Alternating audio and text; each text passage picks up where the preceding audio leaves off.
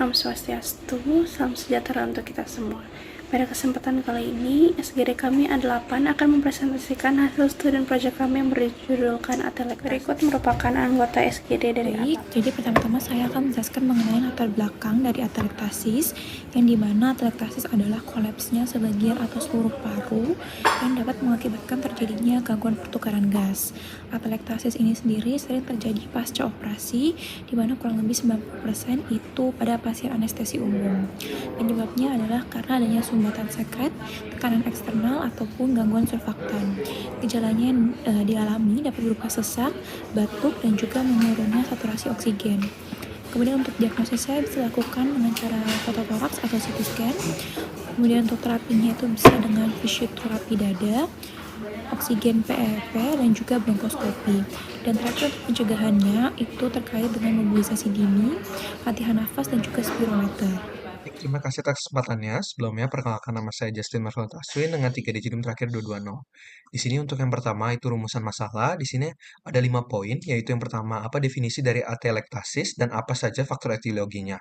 Kemudian yang kedua, bagaimana patofisiologi terjadinya atelektasis dan apa saja manifestasi klinis yang muncul pada pasien. Kemudian yang ketiga, bagaimana metode penegakan diagnosis pada atelektasis serta apa saja diagnosis banding yang perlu dipertimbangkan. Yang keempat, bagaimana prinsip penata laksanaan atelektasis. Kemudian yang terakhir, yang kelima, upaya pencegahan apa saja yang dapat dilakukan untuk menurunkan kasus atelektasis. Baik, selanjutnya untuk tujuan penulisan, itu terdapat 5 poin juga. Yang pertama, mengetahui definisi atelektasis dan faktor-faktor etiologinya. Kemudian yang kedua, menjelaskan patofisiologi terjadinya atelektasis serta manifestasi klinis yang timbul pada pasien. Kemudian yang ketiga, menguraikan metode penegakan diagnosis atelektasis serta diagnosis banding yang perlu dipertimbangkan.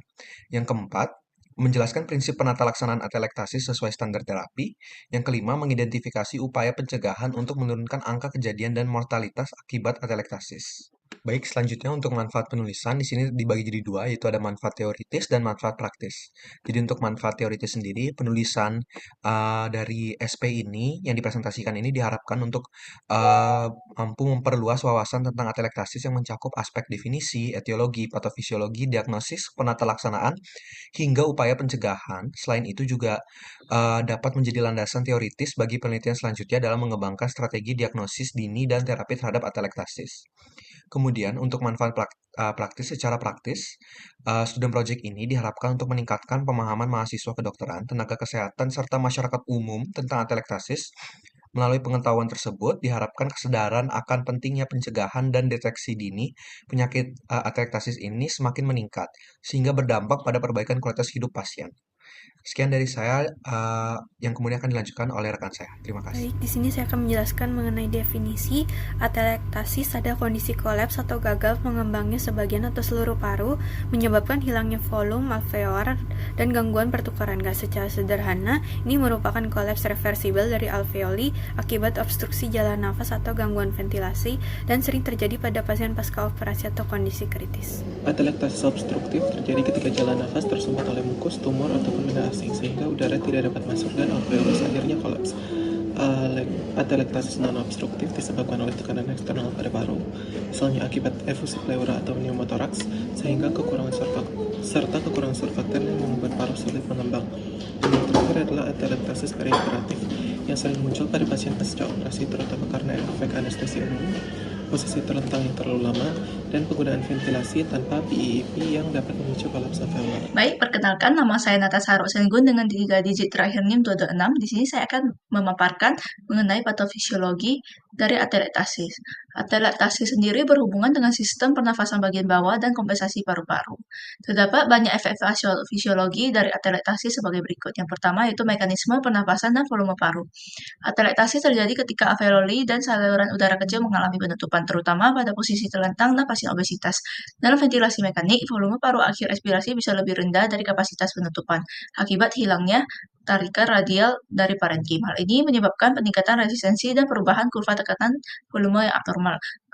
Kedua yaitu pertukaran gas. Efek klinis paling nyata dari atelektasis adalah hiposemia. Gangguan oksigenasi ini telah diamati baik pada ventilasi terkontrol maupun spontan selama anestesi umum. Menariknya, rekrutmen alveolar dapat memperbaiki fungsi pertukaran gas secara cepat. Pasien PPOK cenderung lebih tahan terhadap atelektasis karena resistensi saluran nafas yang tinggi dan elastisitas yang menurun. Ketiga, yaitu vasokonstriksi hipoksia pulmoner. Sebagai respons terhadap hipoksia, terjadi konstriksi refleks pada arteri paru distal. Distensi oksigen berlangsung di tingkat alveolokapila dan sinyal diteruskan ke otot polos arteri untuk menghasilkan konstriksi. Respons ini dimulai dalam hitungan detik, mencapai plato dalam 20 menit, dan puncaknya sekitar 2 jam. 4, yaitu respons molekuler dan seluler. Atelektasis memicu aktivitas jalur molekuler seperti sitokin dan kemokin, serta perubahan pada sel epitel dan endotel alveolar. Efeknya meliputi peradangan kerusakan struktural, disfungsi surfaktan, dan peningkatan risiko infeksi. 5, yaitu respons inflamasi. Studi menunjukkan bahwa atelektasis selama ventilasi mekanik dengan volume tidak rendah dapat memicu inflamasi awal. Hal ini ditandai dengan peningkatan sitokin dan infiltrasi sel imun di area paru yang kolaps. 6, respons sitokin. Atelektasis berkaitan dengan peningkatan sitokin proinflamasi seperti interleukin 1, 6, 8, dan TNF-alpha.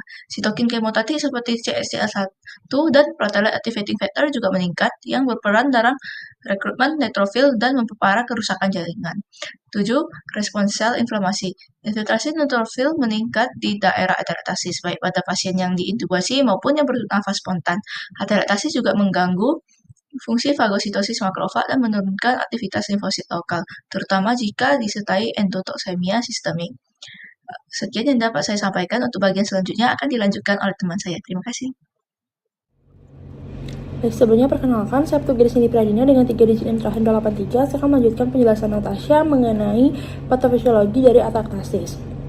Baik, yang pertama ada disfungsi dari struktural, di mana hilangnya sambungan sel, rusaknya barrier epitel endotel, serta disorganisasi dari jaringan akan memicu terjadinya inflamasi dan juga iskemia yang akan menyebabkan terjadinya atelektasis. Selanjutnya ada istilah hipoksia, di mana hipoksia lokal akan memicu terjadinya inflamasi juga dan akan mengindus terjadinya atelektasis. Selanjutnya ada disfungsi surfaktan, di mana kerusakan dan juga penurunan dari level surfaktan akan meningkatkan tegangan permukaan alveolus dan akan membuat alveolus menjadi mudah kolaps, yang akan memperburuk juga terjadinya atelektasis. Selanjutnya, atelektasis juga berhubungan dengan pneumonia, di mana infeksi pneumonia akan menimbulkan sumbatan dari jalan nafas dan akan menimbulkan juga kerusakan dari surfaktan, sehingga alveolus terisi dengan eksudat dan mudah menjadi kolaps. Selanjutnya ada trauma mekanik regional, di mana perbedaan tekanan saat ventilasi akan menyebabkan proses buka tutup berulang dari alveolus dan akan menimbulkan juga terjadinya stres yang akan menimbulkan cedera pada epitel dan juga inflamasi yang memicu terjadinya atelektasis. Selanjutnya ada trauma jarak jauh, di mana trauma jarak jauh akan memicu terjadinya overdistensi dan akan memicu juga lepasan sitokin dan juga ventilator induced lung injury. Baik, saya izin untuk menjelaskan mengenai manifestasi klinis. Jadi pada atelektasis ringan, tanda dan gejalanya sering tidak khas atau bahkan tidak terlihat. Namun jika area alveolus yang kolaps semakin luas, pasien dapat mengalami sesak napas yang semakin berat, batuk dengan ataupun tanpa dahak, serta nyeri dada yang terasa saat menarik nafas atau nyeri pleuritik. Pemeriksaan fisik biasanya menunjukkan peningkatan frekuensi nafas atau tachypnea dan penggunaan otot bantu nafas. Suara napas pada sisi paru yang terkena dapat berkurang ataupun hilang, disertai bunyi crackles halus di area sekitarnya.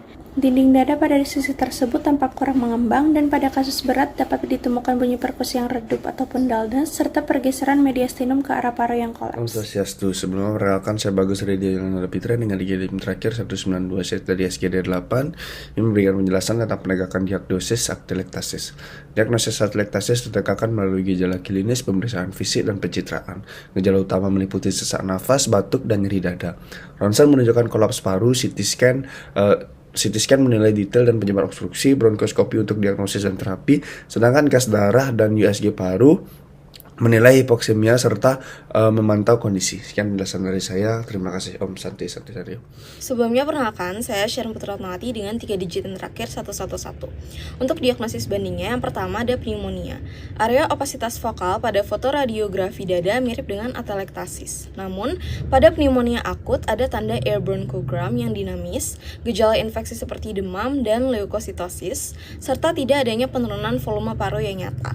2, ada efusi pleura, opasitas yang dihasilkan menyerupai kolaps paru. Perbedaan utamanya adalah kontur cairan pleural atau air fluid level atau kontinuitas pleura dan pola pergeseran struktur mediastinal atau diafragma yang lebih khas pada efusi. Yang terakhir ada obstruksi endobronkial. Kondisi ini harus dicurigai pada kolaps lobar yang tidak membaik. Sebaliknya, atelektasis yang disebabkan oleh sumbatan lendir biasanya reversible dan membaik setelah terapi bronkoskopik atau fisioterapi respirasi. Lalu akan dilanjutkan oleh teman saya. Terima Baik, kasih. selanjutnya saya akan menjelaskan mengenai penata laksanaan dari atelektasis. Sebelumnya, perkenalkan saya Putunan Gadis Rayundari dengan 3 digit NIM akhir 027. Tujuan utama dalam penata laksanaan ini yaitu mencapai reekspansi jaringan paru yang kolaps dan menangani penyebab dasar dari atelektasis.